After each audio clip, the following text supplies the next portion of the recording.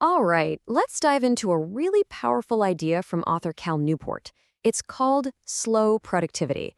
And if you've ever felt totally swamped by, just the endless demands of modern work, well, this whole philosophy might just be the antidote you've been looking for. I mean, does this sound familiar? That feeling that your to-do list just never ever ends? You're constantly behind, just feeling burnt out. I bet it does. You are definitely not alone.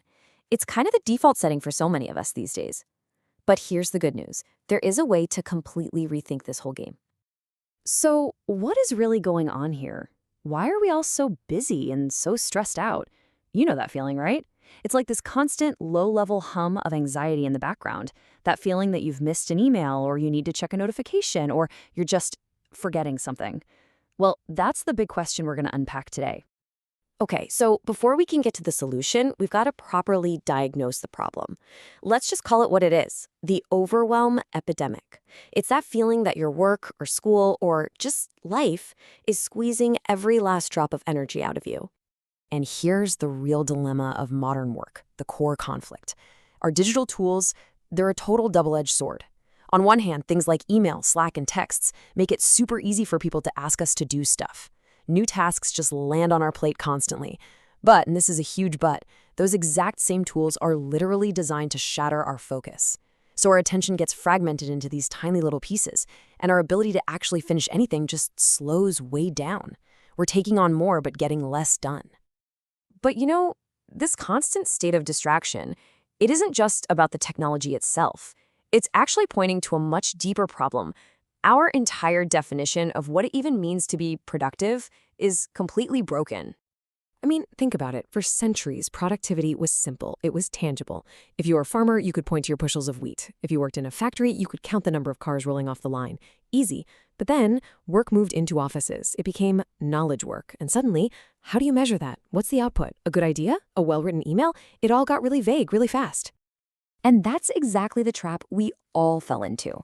With no clear way to measure what really matters, we just defaulted to the next best thing, visible activity. The idea that just looking busy is a good substitute for actually being productive. Cal Newport has a great name for this, pseudo-productivity. And you see it everywhere, right? Answering emails late at night, a calendar that's just a wall of back-to-back meetings, constantly being active on Slack. It's all about performing busyness instead of producing real results. So, okay. If pseudo-productivity is the disease, then what's the cure? Well, it's a total mindset shift. It's called slow productivity. Now, don't let that word slow throw you off. This is not about being lazy or doing less work. Not at all. It's a philosophy for producing really high-quality stuff at a pace you can actually sustain without burning out. It's about swapping that frantic, chaotic energy for calm, focused intention. All right, so how do we actually do this? How does it work in practice? Well, the whole philosophy really boils down to three simple but incredibly powerful core principles. Here they are. Number 1, do fewer things at least at the same time. Number 2, work at a natural pace. And number 3, obsess over quality. So let's break down what each of these actually means. Okay, first up, do fewer things.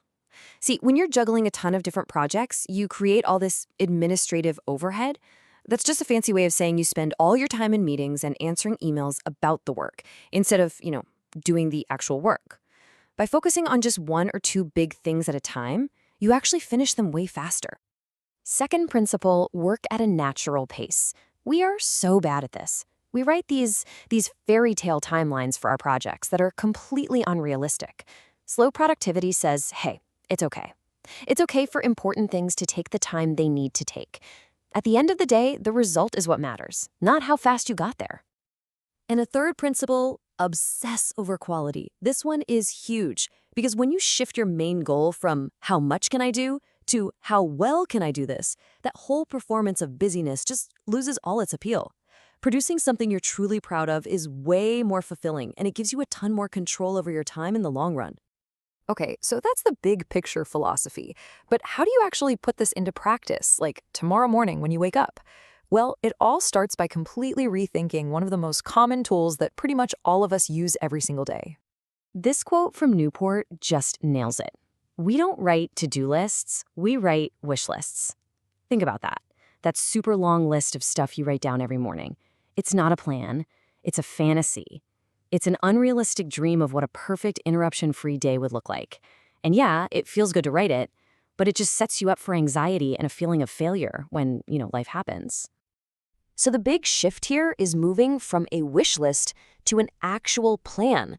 You stop writing down a vague list of things you hope you'll get to, and instead you create a concrete, realistic schedule for your day. You're moving from hoping to planning.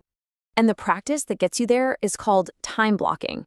It's super simple on the surface. You just assign every single task from your list to a specific block of time on your calendar. But what this does is it forces you to confront reality. You realize almost immediately that that list of 10 things was never, ever going to fit into an 8-hour day. This isn't about being restrictive, it's about being honest and intentional with the time you actually have. So why does any of this really matter? Because at the end of the day, these aren't just little productivity hacks. They are tools for building something so much bigger. The ultimate goal here, the whole point, is what Newport calls the deep life. It's about designing a life that is truly fulfilling, not just full. It's a life where your time and your energy are focused on the people, the projects, and the things that genuinely matter to you, while you intentionally push away and minimize everything else.